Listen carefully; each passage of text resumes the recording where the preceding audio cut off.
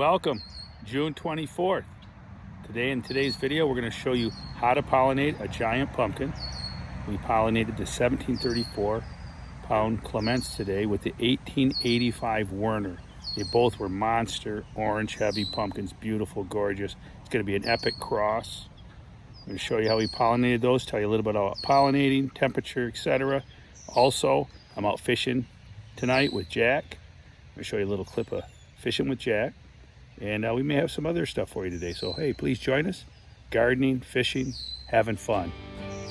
It's a beautiful day in the neighborhood. Please join us. Let's say, oh my goodness, you got one.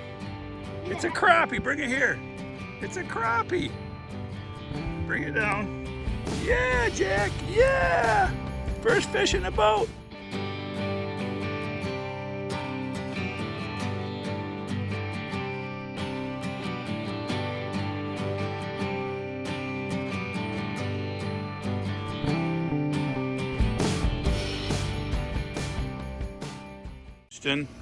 We have a problem. We're still getting this leaf damage, and I'm thinking, I've been discussing it with this Chris Kent. He's the guy I get second opinions from. Lots of advice from Chris. He's a very sharp grower, and we think that's nitrogen burn, but something is out of balance. This is on the newer part of the plant. So back here is the older leaves. I've just been watering. I did add a little bit of calcium yesterday, just before the rainstorm. I had a little bit of calcium, make sure the plant's getting enough calcium. But the plant's looking pretty good overall, other than that keeps appearing. So what I'm gonna do is I'm gonna come back to about my third leaf back here on this main vine, come back, because I'm actually probably gonna eliminate some of the main vine anyways and cut off these stalks. What you want, they don't want the leaf to do a tissue test. What they want is the celery stalk, I call it. So I'm gonna cut off 3 of these celery stalks and send them to Parma, Idaho, to Western Labs. I'll send 3 or 4 of those to make sure they have enough material, and we're gonna find out, stay tuned in a future video, what my tissue test comes back. What is frying Bubba's pretty 1734 150 contest plant. The pumpkin is 3 days old, and she's getting bigger. Oh no, it's getting bigger. So stay tuned for the tissue test coming in a couple of weeks. All right, we have the celery stalks, or as you sophisticated, educated people like to call them, the patolis, I believe I'm probably not saying it right, patoli, it's one of those $12 words. You know, Bubba hates $12 words. Anyways, here's the celery stalks. They do not want the leaf. Do not send them a leaf. They'll just cut it off and throw it away.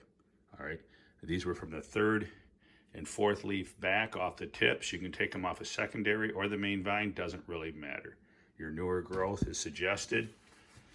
Here's the bag. I happen to have these Western Lab bags, Parma, Idaho. I went on their website and I printed this up. And I'm going to do 11A. 11A complete test crops. And I'm going to send it to this address. All right, here we go. I'm going to find out what is going on. Why are my leaves looking like nutrient burn? It will tell me, come back and let me know what's high, what's low. Let's go, baby. So no more guessing. Don't grow blind. Get out the celery stalks and get her done. I did double check with Chris, and he said they want the leaves that just matured. Well, these 2 here are from the leaves that just matured, and these 3 aren't. So what I'll probably do is just send them both, and I'll label them. I'll label them so that they know these are younger, 3rd, 4th leaf back. These are a little more mature, just matured leaf, which is bigger than your hand, depending on the plant. Now, if you're growing a 1495 stouts, a mature leaf might only be slightly bigger than your hand, and it depends on how big you are. How big is your hand? You might be 320 pounds and have a huge hand. So there you go. Anyways, a mature leaf, so you might be the 4th or 5th leaf back. All right, just a little added note. So there you go. There's the first mature leaf, and it actually has some imperfections already, and you can see around the edge. If you look at the edge, there's some probably nitrogen burn going on, the yellow tips. If we get over here in the right light, you can see the yellow tips. That is a sign of nitrogen burn. We'll see if it lines up with the test when it comes back. But what I'm going to do is I went and got this bigger stalk, patol, celery stalk, and I'm going to actually take these out of here. These are a little bit too young, and we're going to trade them off. There you go. That's what I'm going to send in. See, it's constantly changing. Parma, Idaho has changed it. 3 years ago, they were telling you to send these in. Then they changed. I think, you know, you learn things. Even science changes. People learn things and they change the way it works. So you got to keep updated on the latest changes. Thank you, Chris Kent, for that update. All right, here we go. The boys are back in town. I have here 5 1885 Werners. My good friend the Birdman dropped them off. He's growing the 1885 Werner this year. The biggest, prettiest orange pumpkin Quinn ever grew. So if you're new to the channel, Quinn's a famous grower. He's grown like over 100 giant pumpkins in his lifetime of growing, and he's one of the most consistent growers on the planet. We're growing 17, 1800, 1900, even 2,000 pound pumpkins. So there you go. Right now it's 57 degrees. I'm waiting for the sun to come around the corner, warming up the plant, which will warm up the flower, which will send a hormone and make it the prime time for pollination. All right, I don't have any bees around, so I'm not worried about that getting in there and contaminating that at this point. I will put a 1 gallon paint strainer over it. I like the paint strainers like a nylon sock or a pantyhose. Some people take a rubber band, put a rubber band around there, keep the bees out. It's your choice. But waiting, what I'll do for now, because it's only 57 degrees out, the sun's not here, I need to go to work. But I'm gonna take a couple flowers in the house, these male flowers. I'll stick them in a glass of water, and I'll be back. I'll be back in 1 to 2 hours. Like 3 hours later, we're at 72 degrees on the ground. This is probably like perfect temperatures. The flower is open. The males, I've had to actually open the males myself a little bit, but I see there is pollen. You can see the pollen, the yellow pollen on that little pistil. I'm sure some of you can relate, the little pistil. And we'll take the little pistil and we will actually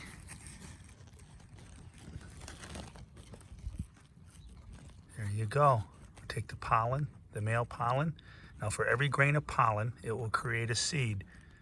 So I've had some guys tell me, in fact, Quinn told me 1 flower is plenty. He doesn't do but 1 flower, so that's fine. But I like to try to get every seed I can.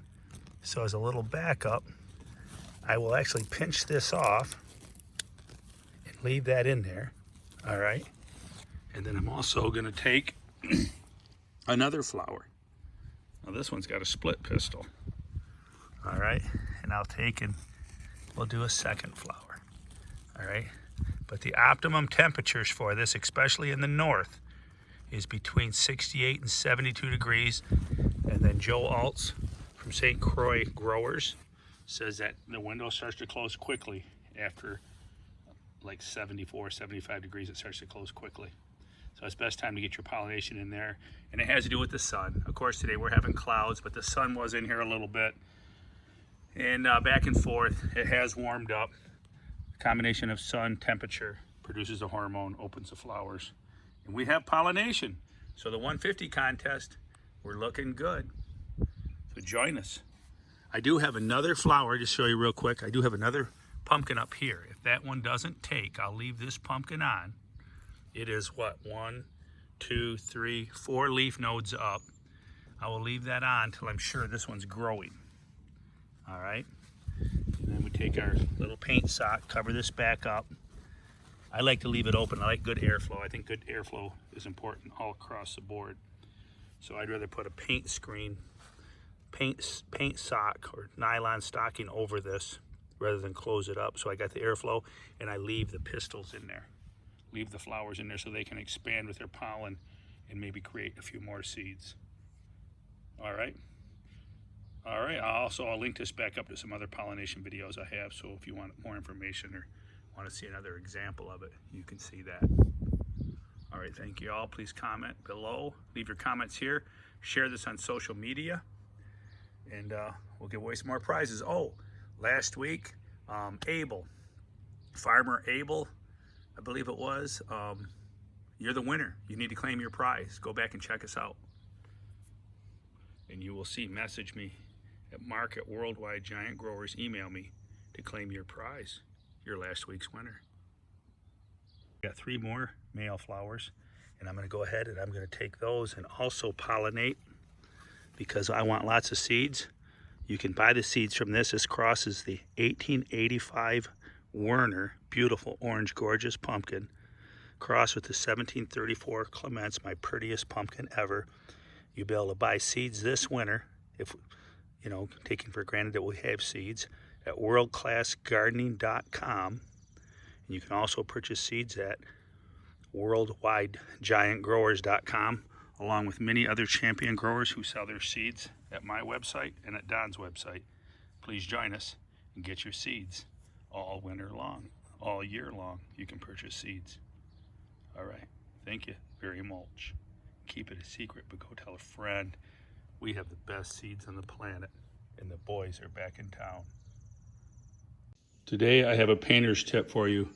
Finishing up a job I did with Sherwin-Williams Deckscapes. And what I'm doing now is I'm actually getting the paint ready for the customer.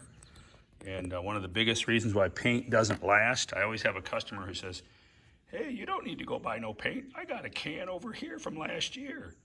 But when they hand me the can of paint, it's a block of cottage cheese, because what they fail to do is they fail to clean out this rim. This rim needs to be cleaned out, all right, thoroughly cleaned out, and get a rag and wipe off the boogers. I call them boogers.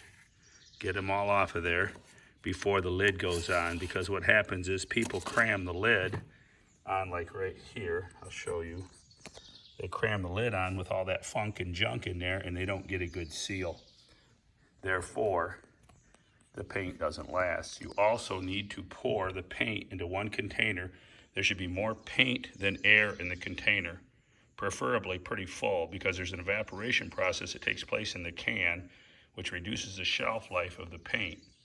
I highly recommend, if you paint your house and you want to touch up later on, the best thing you can do is pour it off into a jar and have more paint in the jar than air. Like, just totally fill the jar up, get a pint jar, quart jar, whatever you got left, and have totally full, seal it nice and tight, put it in a cool place, and it'll last for several years.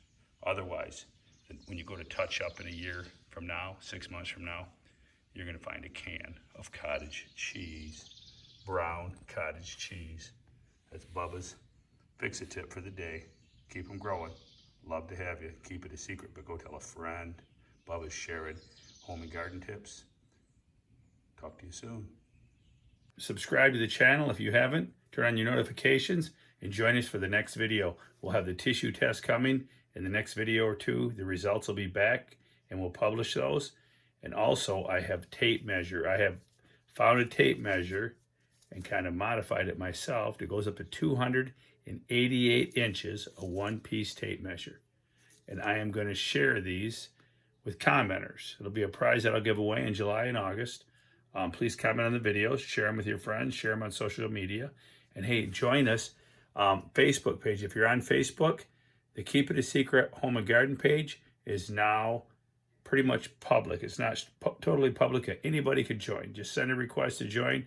You're on the page, and you can ask growing tips from all kinds of gardeners from around the United States and around the world are on the page. So join us at Keep It a Secret Home and Garden on Facebook. Talk to you soon. Yeah, baby, look at the bass! Yeah! It's a lunker! Letting her go, baby. She's too beautiful to keep.